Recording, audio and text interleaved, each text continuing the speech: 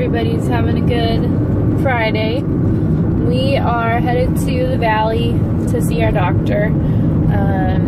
Basically, just wanted to give you guys a recap of what's been going on. We're sorry we haven't posted anything in a while. We've been kind of busy. Super busy. Just a lot going on. I started back to work last week. I had a really good first week with my kids this week, so it's nice to be back to work. I'm glad to have something to fill my time and keep me busy. And John's been super busy with back to school. It's been wild. It's been great. Yeah. We're also involved with a co-ed softball league now, along with... Okay. Easy now. Driving through construction. Sorry about that. Yeah, so we're still involved with callings in our church, that kind of stuff. So That's not gonna work. Monkey's trying to hide her tassels. It's not often she gets her tassels on camera. Oh, jeez. Yeah, so just a recap of everything. So we did our egg retrieval two Thursdays ago? Or two three? Or three. Three, I think. Yeah, so anyway, I didn't go super great. I had about 9 follicles, but he was only able to get to 4 of them because the rest were hidden behind a main artery, and he obviously didn't want to risk nicking that artery and then having a big problem. No way, Jose. Yeah, so gotta keep this sweet face safe.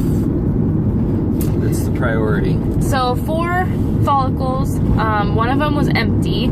The other 3 he got 3 eggs out of. So not a super great number, but you really only need 1. So we were still hopeful. We got the call. Okay, so let me explain, because some people don't know. So they actually take the eggs out, and then they send them off to the lab, and they put John's sperm in the egg. It's called ICSI. They use a needle to inject the sperm into the egg, and then they have to watch those grow over the course of so many days, and within a certain time frame they're supposed to like divide and multiply so many times, and that shows like the progression of the egg to see if it's going to be like a healthy egg to transfer back into my uterus to make a pregnancy. So anyway, we got the call on day 2 that only 1 of the 3 eggs actually fertilized successfully.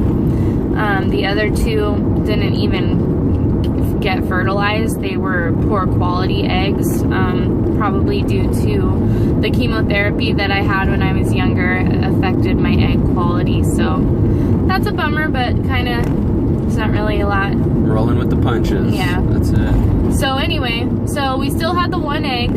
They said that it did fertilize, but it wasn't growing and maturing as fast as it should have been. So they said, you know, we'll keep an eye on it. We'll watch it for the total amount of days that we're supposed to, but things weren't looking very good. So then we got the call last week that Thursday. It was last Thursday. That little egg didn't make it.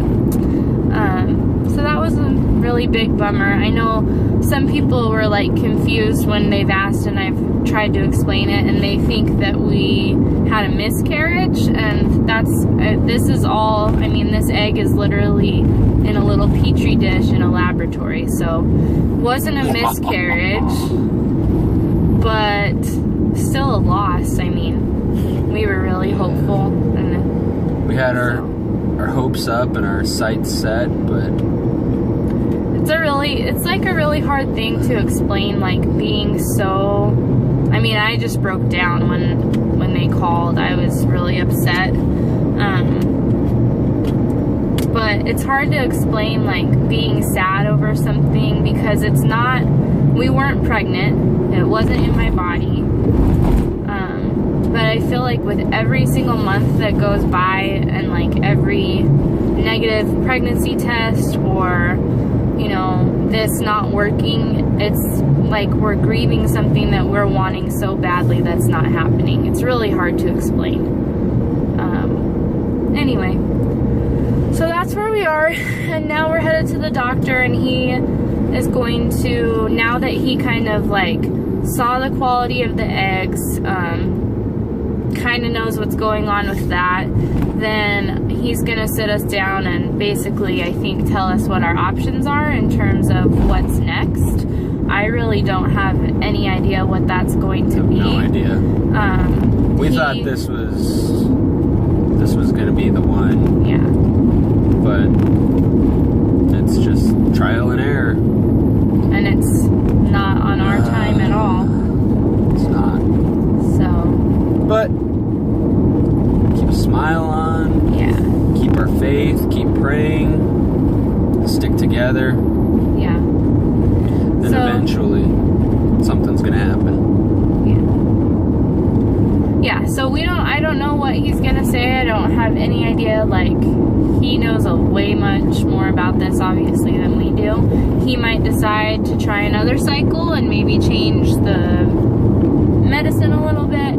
He might just say that this isn't gonna happen for us using my eggs, which at that point, you know, anyway, yeah. So, we don't know. Today will be an interesting day.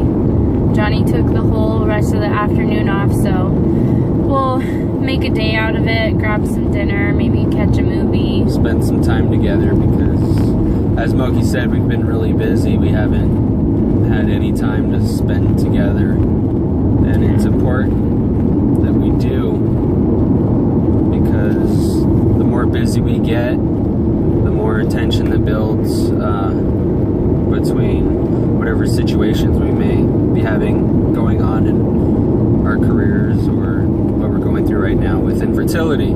It's important that we spend time together and just decompress and be with each other. Yeah. So that's what we're doing. It's going to be a good day regardless of the news that we get today. I kind of feel like, I mean, we know that,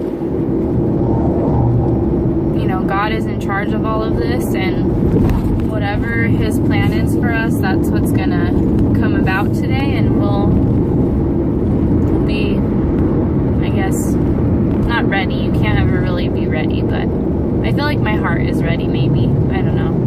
It's a roller coaster. Yeah. But I've been thinking a lot about just what we're going through and what other people are going through. We have family and friends who within the last month have experienced some really big heartache in having miscarriages, and it's been a really emotional month, and the only peace that I can find is in knowing that our Heavenly Father has a plan for all of us, and family is so important, and whatever way that our family is meant to grow, it's going to at some point. Yeah. And yeah. I strongly believe that Moki and I were doing our best to live day by day to creating a better world. It's kind of our mission statement that we believe here, our time here on earth is to do that. And I know that our Father in heaven, he's not going to give us the opportunity to live Christ like him each day and then let us down by not having children. By that, you know, we necessarily may not even bear our own children. There may be a child out there that's wanting parents just as bad as we're wanting children. And it's all in his timing. You know, this is all an adventure to get to where our Father wants us to be. And it's just patience, faith, endurance, compassion, all of those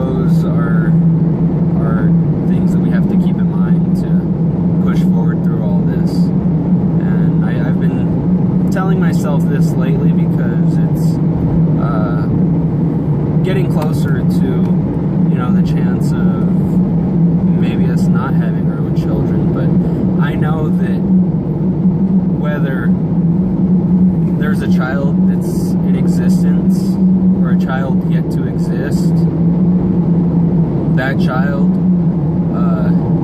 regardless, is ours.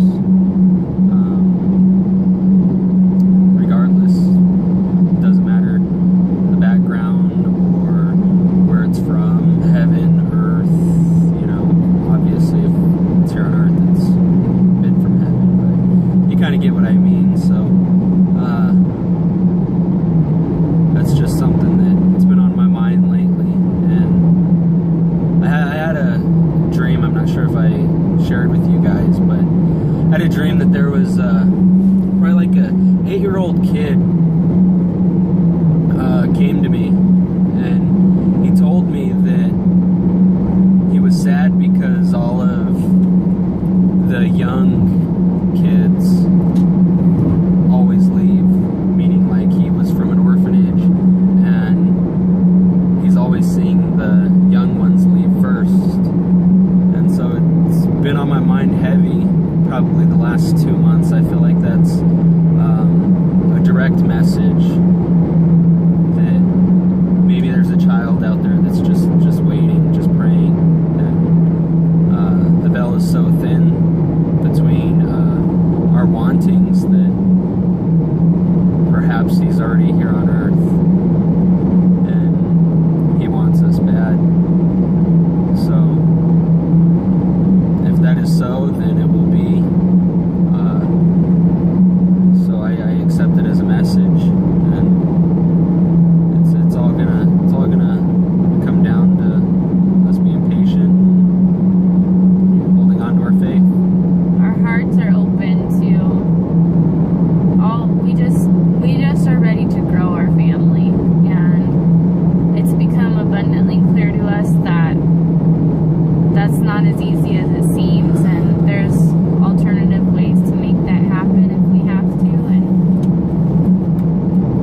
you know, with John having that dream and just other little tender mercies, I just feel like we're kind of ready for whatever direction this is going to take us. I know that everything's going to work out the way that it's supposed to.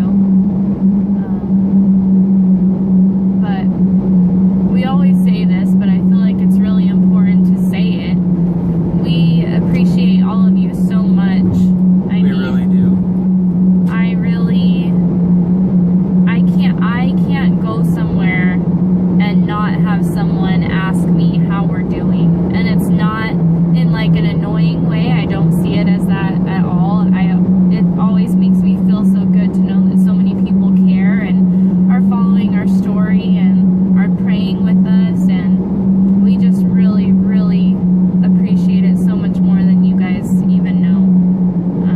Because it's definitely a lonely road sometimes. And to know that we have you guys, it just really means a lot. Some of you, I mean, there's people who know John Daniel but don't know me personally, and you guys are right there rooting with us and vice versa. It just means so much in general.